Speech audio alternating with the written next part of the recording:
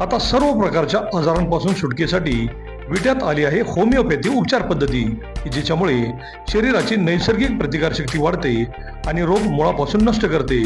शरीराला कोणताही त्रास न होता आजारावर मात करण्यासाठी होमिओपॅथी उपचार पद्धती आजच सुरू करा.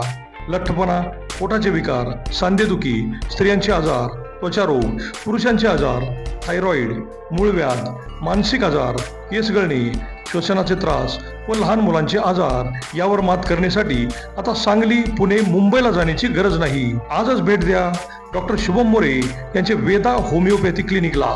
आमचा पत्ता डॉक्टर शुभम एस मोरे, जिवाळा बिल्डिंग, तळमजला, गाळा नंबर 1, खानापूर रोड, विटा, तालुका खानापूर, जिल्हा सांगली. संपर्क 95 61 65 18 19 82 089 15 813.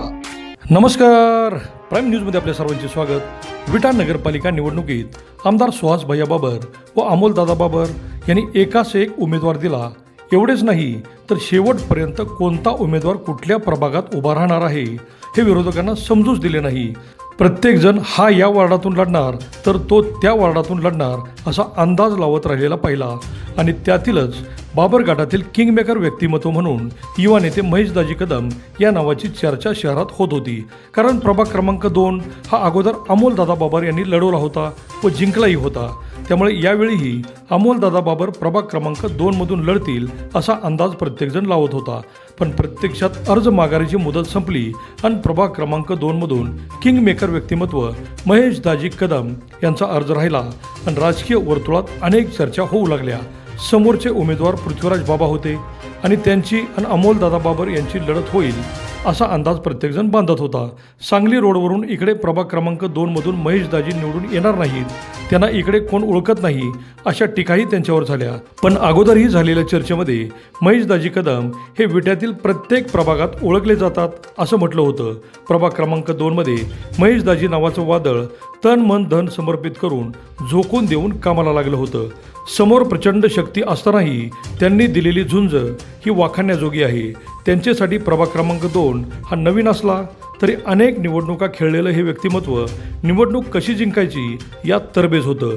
आणि आमदार सुहास भैया बाबर यांना घेऊन त्यांनी कोणती चाल खेळली हे विरोधकांनाही समजले नाही. तब्बल 1711 मते घेऊन समोरच्या ताकदीच्या उमेदवाराचा 455 मतांनी त्यांनी पराभव केला.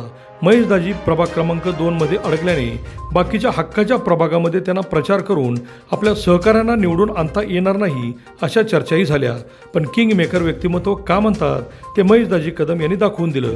आज बाबरगट 22 जागा व नगराध्यक्ष पदाची जागा जिंकून नगरपालिकेत दिमाखत जात असताना आपल्या लढवय्या शिलेदाराला मानाचं स्थान देण्यात आमदार सुहास भैया बाबर मागे पाहणार नाही या चर्चा होत आहेत. त्यामुळे हे किंगमेकर व्यक्तिमत्व नगरपालिकेतील सत्ता स्थापनेत मोठी जबाबदारी घेणार एवढे मात्र नक्की.